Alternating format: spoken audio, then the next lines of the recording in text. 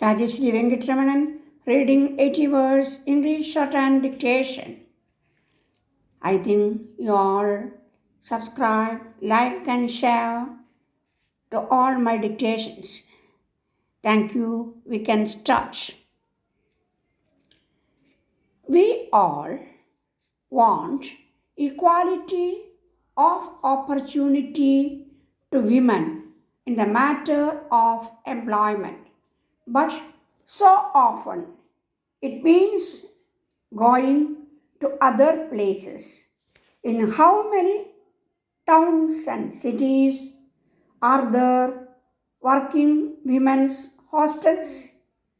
And how many of these hostels run satisfactorily? Is there not a good deal of exploitation in this matter? Here is one problem that women lawyers can tackle. The solution requires not only knowledge of the law but efforts to reform society.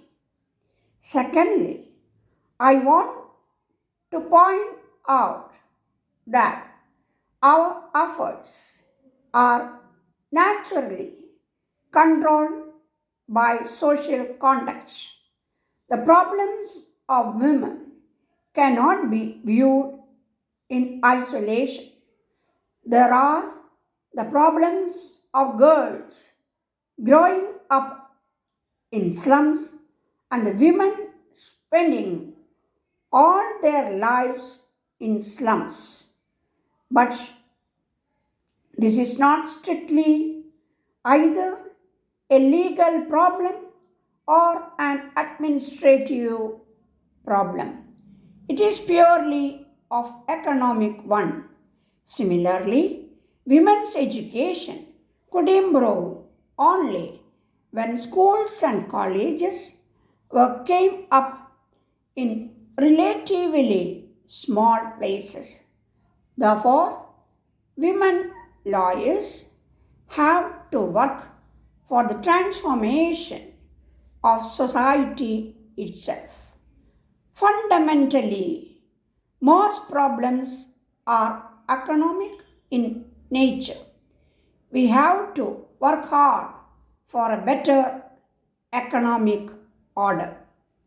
The recent decision of the state government in implementing the triple benefit scheme and the staffing pattern in government colleges, which ultimately aims at improving the services conditions of teachers serving in government colleges requires commendable appreciation from one and all.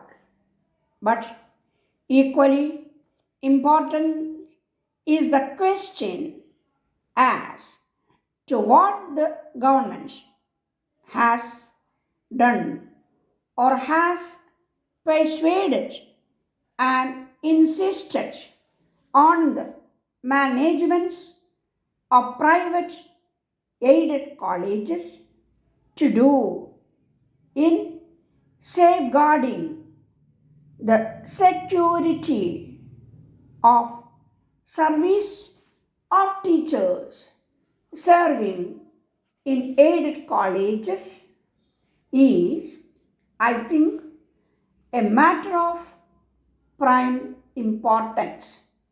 This should have received top priority and immediate action. Unless this is done, whatever the government might have done or may do in the future will be little or no significance. There is actually no safeguard and security of tenure of service to a teacher serving in a private college.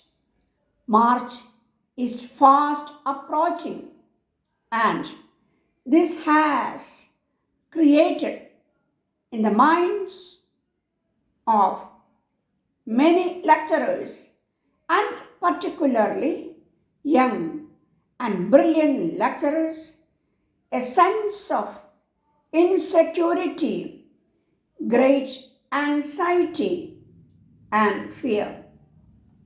The number of sections is always subject to fluctuations of a high order in most of the private colleges. In some years, considered to be favorable and lucky years, when the admissions to the college is appreciably high, there is an appreciable increase in the intake of teaching staff. In some years, considered to be unlucky years, when the admissions to the colleges are not satisfactory and poor the management do not hesitate in throwing out the surplus staff. The reasonable and justifiable to retrench or remove a teacher from service for reasons which are not under his control and for which he is not responsible. Does the same procedure prevailing in a government college? If not, why the same procedure and principle not be made applicable?